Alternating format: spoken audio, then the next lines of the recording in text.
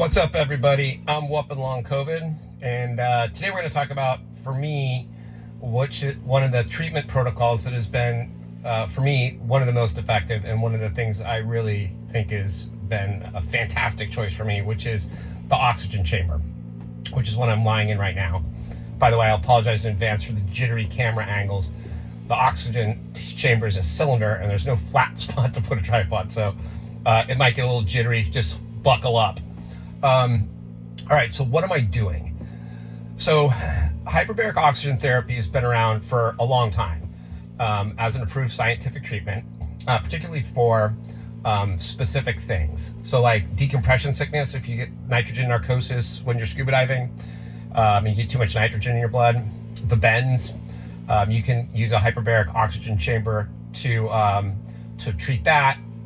Matter of fact, I was dating some girl like 20 years ago that was training for the Olympics that used to sleep in one to try to up her VO2 max. So it has a lot of uses.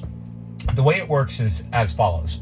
When you normally breathe, you breathe oxygen into your lungs, and then that oxygen attaches to hemoglobin molecules, and the hemoglobin delivers the oxygen to where it's needed in the body.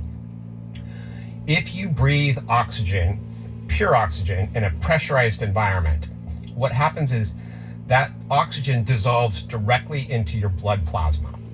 And when it does that, blood plasma is smaller than hemoglobin. And so it can take those oxygen molecules into spots where it's harder or maybe impossible for hemoglobin to get to, which makes it really effective in treating like inflammation or injuries in areas that don't necessarily get a lot of blood circulation, like your hands or your feet or whatever. And so the way the two dimensions of efficacy with this are, number one, the pressure in the chamber that you're in. And so typically you'll see pressures ranging anywhere from 1.3 atmospheres all the way up to 3 atmospheres. And so the more pressure, the faster the oxygen dissolves into your plasma. And it's ridiculous. Like you'll get 10 to 15 times the amount of oxygen in your plasma using one of these than you would just breathing. And so the second thing is how much time you spend. You spend half an hour, do you spend an hour, and so on and so forth. So the combination of those two things, the number of atmospheres plus the length of time, dictates kind of the level of results that you will get. Now, it's not for the faint of heart. If you're claustrophobic, you're not really gonna love laying in a little tube like this for a couple hours.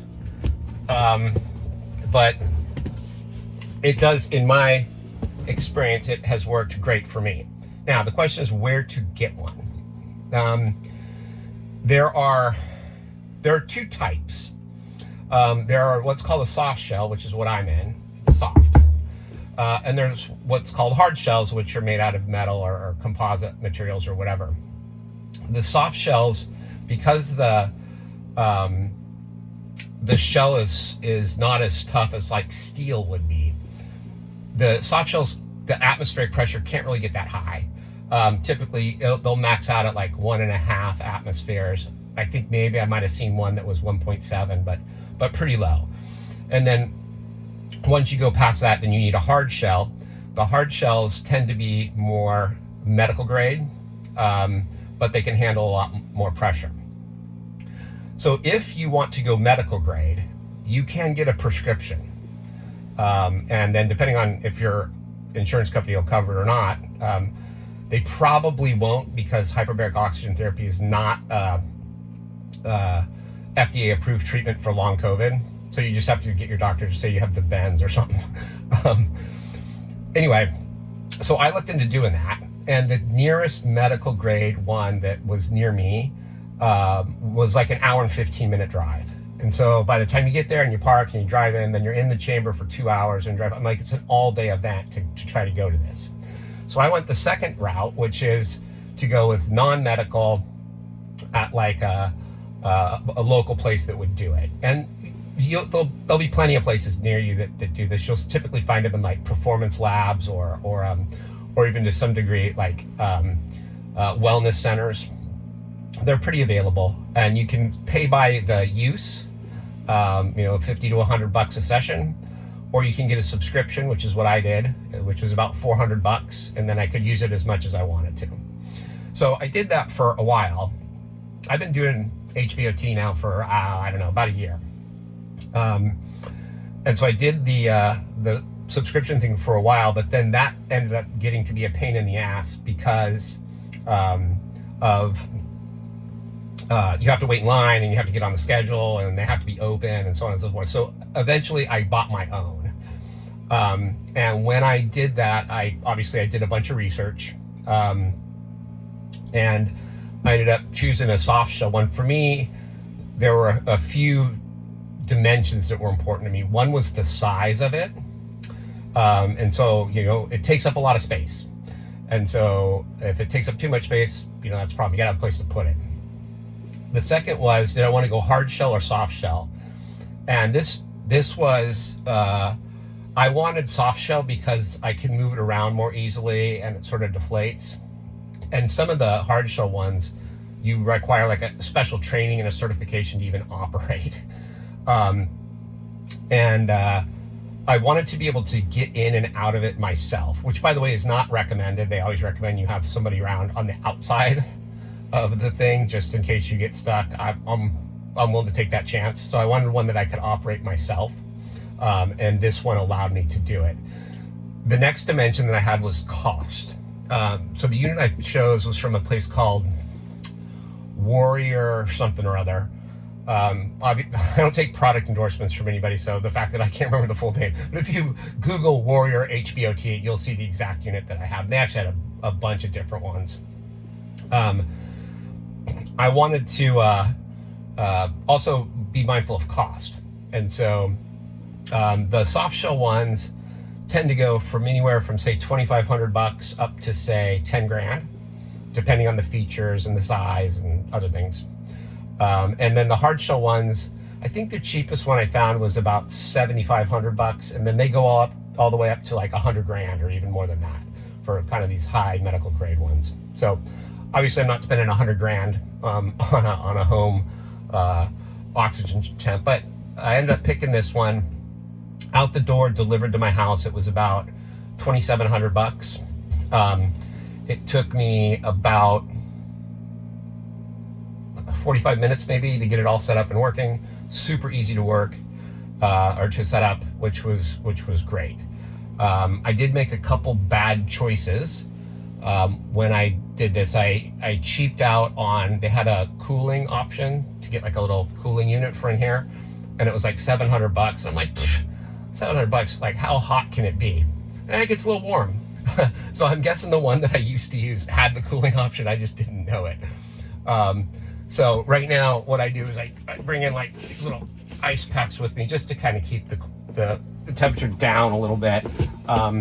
If I'm gonna go sauna directly after this, I actually don't do that because it raises my temperature prior to getting in the sauna, which means the sauna starts, you start sweating much more quickly. So that was another option. That one of the benefits of being a cheapskate was that I can pre-warm myself for the sauna.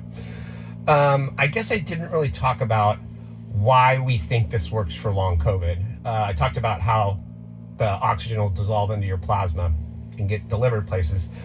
And that really has a benefit for inflammation, as I talked about. And inflammation is an impact of long COVID. So it certainly helps with that. But the second benefit, and this is the one that I'm most interested in, is you're able to deliver more oxygen at a mitochondrial level to cells.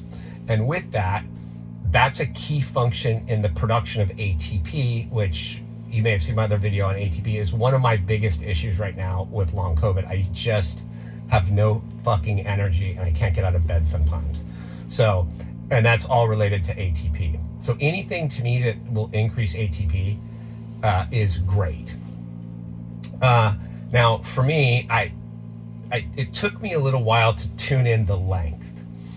And Obviously, as I mentioned earlier, if the pressure's higher, you can go in for shorter. And I'm sure there's a conversion chart somewhere that says 2 hours at 1.5 atmospheres is equivalent to 1 hour at 2.3 atmospheres. I didn't bother looking at that. I have mine's at 1.5, and that's that.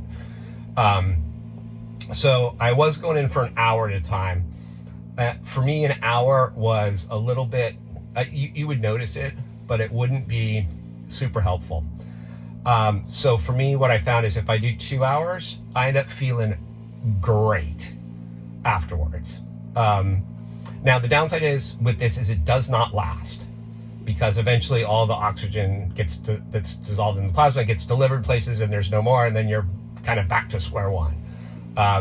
But at least you can get shit done for, that day, because you're going to be feeling okay. I have not tried sleeping in it yet or doing longer rounds for like 4 hours. And the main reason for that is because it gets too goddamn hot in here. I may chip for the $700 and just get the cooling unit so I can screw around with higher, higher volume times in here, but I have not done that yet. Couple of things to note. Your ears will pop going up and down in this thing when the cabin pressurizes it, when it depressurizes. So that's annoying. Don't do this. It's nice to have a safety person. Follow the safety protocols. If you're claustrophobic, this is probably going to suck for you. You're in a pressurized environment with pure oxygen flowing into it. So probably don't spark up a cigarette or have candles anywhere near it. The oxygen, and I haven't been actually breathing the oxygen because I've been talking to you guys, but the oxygen comes in a tent. I've messed around with the mask version versus like the little clips that go in your nose. For me, I found the mask version was way better. And so that's what I use. And then obviously when you're getting in, there's a temptation to sort of just zip open the zippers because you want to get the hell out of here. If you do that, the whole thing will depressurize instantaneously, and that's going to be a big problem for your ears. So don't do that. But anyway, I love this. I try to do at least 2 hours a day, every day. I would recommend, if you're dealing with some of this stuff, to give it a go. Find a place near your house and try it out. For me, when I tried it out, it took 2 or 3 sessions, actually. I noticed it initially, but it took 2 or 3 times. And I think that was more related to the fact that I was only doing it for an hour. The second I switched to 2 hours, it became almost an instantaneous hit. So anyways, that's hyperbaric oxygen therapy. I'll talk to you guys later.